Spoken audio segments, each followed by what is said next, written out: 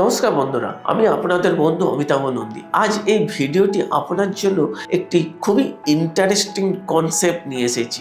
আজকের ভিডিওতে আমরা জানাবো যে ভোলাটিলিটি কেন আমাদের ইনভেস্টমেন্টের জন্য জরুরি। আপনি যখন এসআইপি করেন তখন এই ভোলাটিলিটি মার্কেটের ওঠানামা আপনার পোর্টফোলিওতে কি ইমপ্যাক্ট ক্রিয়েশন করে আজ আমরা জানাবো। ভোলাটিলিটির ইনফ্যাক্ট ট্রু অ্যান্ড এক্সাম্পল। আজকের ভিডিওতে আমরা কথা বলবো সুন্দরম মিড ক্যাপ ফান্ডের সম্পর্কে, এর পুরো ইনভেস্টমেন্ট জার্নি এর সম্পর্কে কথা বলবো এবং আজ আমি আপনাদের দেখাবো যে কেন ফান্ডের ইনভেস্টমেন্ট করার পর ভোলাটিলিটি হওয়া জরুরি। এটা একজন ইনভেস্টরের জন্য অনেক বড় অ্যাডভান্টেজ ক্রিয়েট করে। সুন্দরম মিড ক্যাপ ফান্ড, এই ফান্ড শুরু হয়েছিল 25 বছর আগে। তাহলে যদি কেউ 25 বছর আগে এই ফান্ডে 10,000-এ এসআইপি শুরু করতেন তাহলে আজ তার ফান্ড ভ্যালু কত হতো জানেন? আমি বলবো,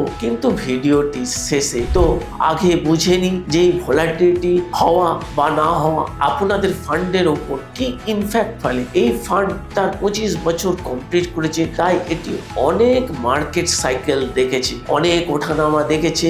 কিন্তু আমি একটি এক্সাম্পল দিয়ে এই ভিডিওটা এগিয়ে নিয়ে যাচ্ছি। 2008 সালের সময় এই ফান্ড তার হাইয়েস্ট ন্যাব টাচ করেছিল।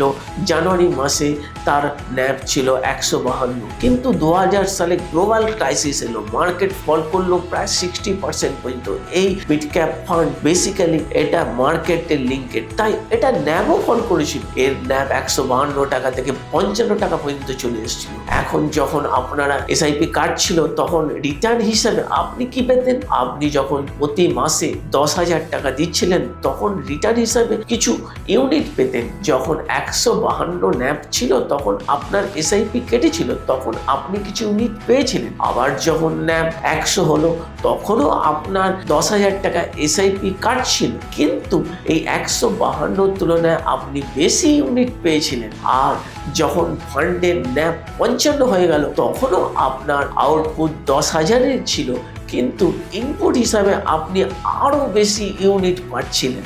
সো বেসিক্যালি এই সময় ভোলাটিলিটি যে পাস বা পর্যায়ে এসেছিল সেই ভোলাটিলিটি পরে নিজের থেকেও হয়ে গিয়েছিল। সেপ্টেম্বর 2010-এ এর ন্যাব আবার 55 থেকে 152 ফিরে গিয়েছিল। কিন্তু এই ডিউরেশনের মধ্যে যারা তাদের এসআইপি কন্টিনিউ করেছিলেন তারা 2500 ইউনিট এক্সট্রা গেইন করেছিলেন। এখন এই 2500 ইউনিট এক্সট্রা গেইন পেয়েছিলেন শুধুমাত্র ভোলাটিলিটির কারণে। যদি ভোলাটিলিটি না আসতো এবং 152 থেকে 200, 250 হয়ে যেত তাহলে তাদের ইউনিট কমতেই থাকতো, কিন্তু যেহেতু ভোলাটিলিটি এসেছিল তাই তারা 2500 ইউনিট এক্সট্রা পেয়েছিলেন। তো আলটিমেটলি আজ যদি আমি বলি আজ এই ফান্ডের ন্যাব হলো 1500, অর্থাৎ সেই 2500 এক্সট্রা ইউনিট না পেতাম তাহলে আজ আমরা ফান্ডের ভ্যালু 33 লক্ষ কম হতো। আর মজার বিষয় হলো, যেটা আমি শুরুতেই বলেছিলাম, কেউ যদি 25 বছর আগে এই ফান্ডে 10,000 টাকা এসআইপি শুরু করতে তাহলে আজ তার পোর্টফোলিওতে ভ্যালু হতো 4.5 কোটি। আর যদি মার্কেটে এই ভোলাটিলিটি না আসতো তাহলে যে 4.5 কোটি ফান্ড ভ্যালু হয়েছে সেটা 33 লক্ষ কম হয়ে যেত।